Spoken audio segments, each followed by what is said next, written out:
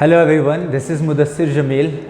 तो मैं आपके सामने आज जो लास्ट लेक्चर्स में हमने एक पोइट्री कंप्लीट की थी, so I am in front of you with another chapter, एक नया चैप्टर, नया prose number 6, that is landscape of the soul, landscape of the soul which is written by Nathalie Trouveroy. तो सबसे पहले before proceeding towards the lesson, it's better to know about Nathalie Trouveroy. ये कौन थी, कहाँ से थी, क्या करती थी। So just a brief introduction about the writer. जो नैथाली ट्रोवरॉय थी, एग्जैक्टली शी वाज नॉट एक राइटर नहीं है वो, she was an art historian. एक आर्ट हिस्टोरियन कौन होता है? एक होते हैं हिस्टोरियंस, फिर उसमें भी सब डिवाइडेड होते हैं डिफरेंट स्टडीज़। जो ये art historian is a person जो आर्ट को स्टडी करते हुए, आर्ट फॉर्म को स्टडी करता है, डिफरेंट पास्ट में अपने जाकर डिफरेंट आर्ट फॉर्म्स को स्टडी करके जो है कंक्लूजन्स ड्रॉ करते हैं। तो नैथाली ट्रोवरॉय वाज वन ऑफ दोज।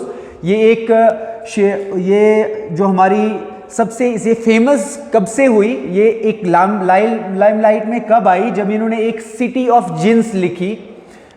ये बुक एक्चुअल में लिखी थी विलियम डैलिम्पल में, और उसमें एक एक्सट्रैक्ट इन्होंने दिया था, और उसके बाद जाके ये काफ़ी फेमस हो गई। इन्होंने काफ़ी शहर घूमे, काफ़ी वर्ल्ड में घूमती रहती हैं, डिफरेंट एरियाज़ में, यूरोप में, चाइना में, एंड वहाँ के आर्ट फॉर्म को स्टडी करके जो है ये कंक्लूजन्स ड्रॉ करते हैं कि भाई किस तरीके से किस जगह की आर्ट फॉर्म क्या दिखाती है। सो सिमिलरली वही आर्ट फॉर्म जो है यहाँ पर भी इन्होंने डिपिक्ट किया है। आपके चैप्टर में जो चीज़ दी गई है, that is landscape of the soul. She has depicted two art forms आपके सामने रखी हैं. One is European art form and another one is Chinese art form. So she has presented these two art forms in the form of two different stories. तो it is not possible कि मैं आपको पूरा chapter यहाँ पे read out करके दे दूंगा. So I will just put in front of you थोड़ा सा एक ना बैकग्राउंड देकर थोड़ा सा स्टोरी को मैं बताऊंगा कि what she wants to tell us. So this पूरा जो एक्सट्रैक्ट है that is been divided into 3 main parts, जिसमें फर्स्ट पार्ट में एक स्टोरी के जरिए से चाइनीज आर्ट फॉर्म को जो है आपके सामने रखा गया है कि what kind of art form is Chinese art और how it is different from European art. European art में भी एक स्टोरी डिपिक्ट की गई है, that will be the second part of the lecture. And third एक और नई चीज़ बताई गई है जिसमें मैन एंड इंसान जो है इसका क्या रोल है इस कंपोनेंट में. That means the whole universe has been stated as a landscape and what is the role of human in that particular landscape में क्या रोल है, हाउ इट एक्ट्स, वो चीज़ डिपिक्ट की गई है. तो फर्स्ट स्टोरी है, it's a story about a king ने एक कमीशन किया होता है अबाउट अ पेंटर. डाउजी उसका नाम होता है, और वो डाउजी पेंटर जो होता है उसको बुलाया गया, राजा ने बुलाया, और उस राजा ने किस तरीके से उन्हें अपने लिए एक लैंडस्केप फॉर्म करने के लिए कहा. That was the last painting of Daozi, और उस पेंटिंग में उसने क्या डिपिक्ट किया है, लैंड फॉर्म्स डिपिक्ट किए हैं, पहाड़ हैं, माउंटेन्स हैं, फुट हिल्स हैं, अच्छे अच्छे ग्रास लैंड्स दिखाए हुए हैं, नदियां दिखाई हुई हैं. बहुत खूबसूरत सी एक पेंटिंग है, और वो लास्ट पेंटिंग कहेगी है इसलिए क्योंकि इसके बाद जो था उसका वजूद खत्म हो गया था. वो क्या था, दैट मीन्स व्हेन वो जो राजा था उसने उस पेंटिंग को अपनी वॉल के ऊपर प्रिजर्व करके रखा, एंड उसने किसी और को उसकी तरफ नजर भी देखने को नहीं दी. तो one day when the king was admiring the painting, उसने जो पेंटर था उस डाउजी ने उसे कहा कि सर आइए मैं आपको अपनी पेंटिंग दिखाता हूं. तो एडमायर करते करते द किंग और the emperor was admiring the outer beauty of the painting. But यहां पर बताने की बात है कि Chinese art form does not deal with the outer beauty but it deals with the spiritual beauty. तो जो डाउजी था व्हाट ही डिड वाज, उसने राजा को कहा, राजा तो आउटर ब्यूटी को मतलब जो था अप्रिशिएट कर रहा था कि वाह देखिए कितने अच्छे पहाड़ हैं, क्या माउंटेन्स है, क्या ज़बरदस्त जो है नदियां बह रही हैं. बट डाउजी ने उसे कहा सर आइए ये देखिए फुटिल के नीचे there is a cave, and इस केव के अंदर जो एक स्पिरिट रहती है. Now comes the second part कि स्पिरिट की बात जब हो रही है तो ये आउटर ब्यूटी से हटकर इनर ब्यूटी की तरफ लेके जा रहा है. एंड वो क्लैप करते हैं अपने हाथों से, क्लैप करते ही जो गुफा है वो खुल जाती है.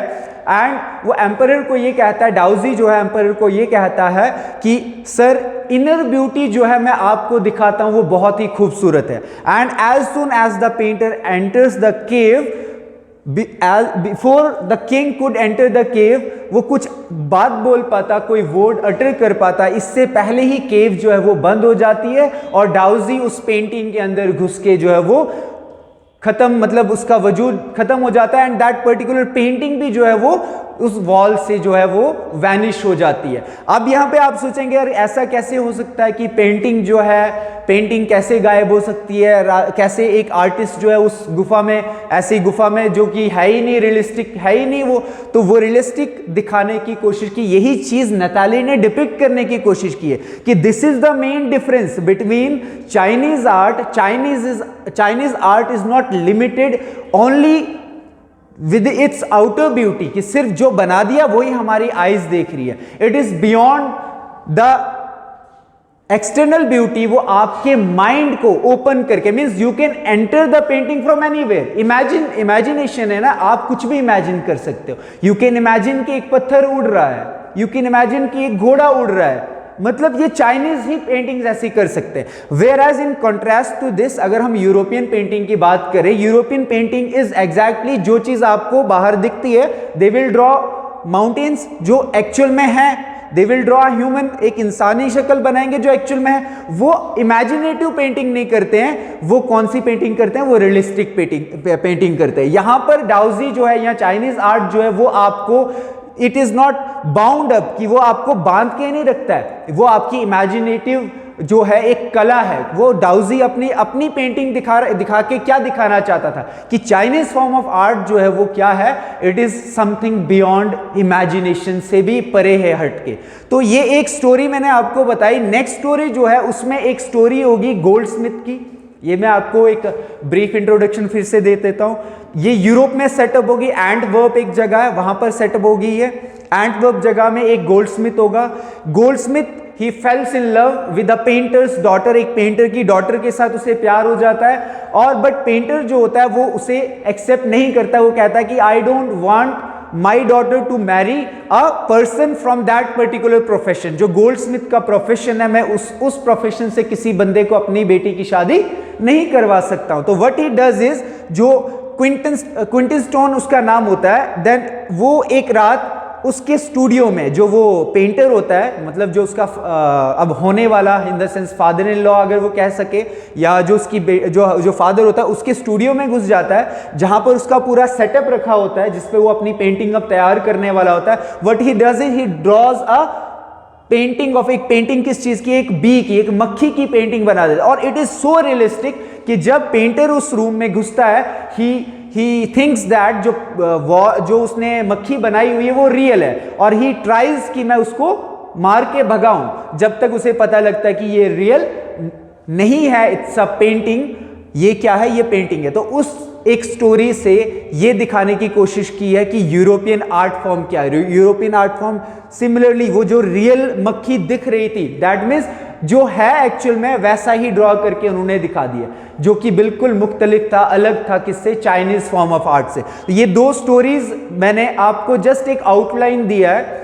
तो इसमें जो इंपॉर्टेंट वर्ड्स होंगे आगे, फिर लाइन वाइज अगर हो सकेगा पॉसिबल तो पूरा लेक्चर तैयार करके एंड लाइन वाइज आपको जो वर्ड मीनिंग है वो तो हम आपको टेक्स्ट में भेज देंगे व्हाट्सएप पे, बट आई विल ट्राई कि मैं आपको यहाँ पे जो भी इंपॉर्टेंट पार्ट्स होंगे इस चैप्टर के वो कन्वे करूंगा। एक और इसमें एंड में जो कंक्लूजन में आपको एक लैंडस्केप के थ्रू इंसान की जो ह्यूमन बीइंग का रोल क्या है, how it acts as a bridge between the heavens and lands के बीच में, वो मैं नेक्स्ट लेक्चर में आपको जो है क्लियर करके बताऊंगा। सो आई होप ये जो थोड़ा सा आउटलाइन मैंने आपको दिया ये आपके लिए हेल्पफुल होगा। तो इस आउटलाइन को देखते हुए अपनी टेक्स्ट बुक प्लीज आप रीड करना ना छोड़ें, कंटिन्यूसली टेक्स्ट बुक, मैंने आपको बड़ी बार बताया, अपने हाइलाइटर और अपना जो भी पेन पेंसिल लेकर you have to read out your text book if you need to understand कि क्या राइटर क्या कहना चाहता है। तो through videos I can only give you the outlines. तो आउटलाइन मैंने दे दिया है, अब आपने क्या करना है, आप अपने बुक खोलेंगे और लाइन वाइज जो क्या करेंगे, रीड आउट करेंगे चैप्टर, और जो भी इंपॉर्टेंट वर्ड्स आते हैं, जो भी आपको मीनिंग्स में प्रॉब्लम होती है, यू कैन देन आप कन्वे कर सकते हैं और हम आपको आपके डाउट क्लियर करके बता सकते हैं। तो with this thank you so much, मिलते हैं नेक्स्ट लेक्चर में, तब तक के लिए थैंक यू।